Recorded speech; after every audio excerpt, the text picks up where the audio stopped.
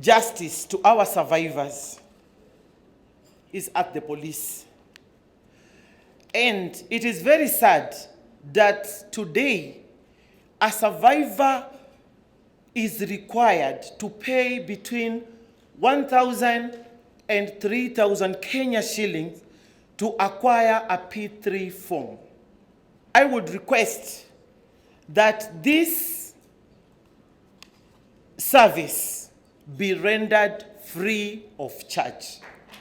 These rules we are launching here today are a testament to our commitment to protecting the rights and well-being of every Kenyan, irrespective of their circumstances.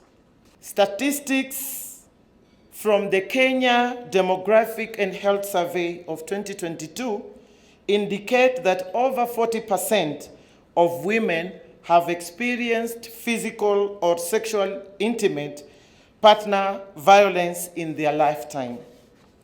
Moreover, the survey demonstrates that 43% of women and 35% of men believe that a man is justified to beat his wife. 51% of women and 40% of men agreed that wife beating is justified. These are the worrying trends with us today. Nearly half of the females aged between 18 to 24 years, and more than half of the males, experience childhood violence. And among them, 15.6% of the females also experience childhood violence. That tells us nearly 2/3 experience multiple violence, such as sexual, beating, and a lot of it. That as the Ministry of Labor, we have the Convention 190, which is harassment and violence in the place of work.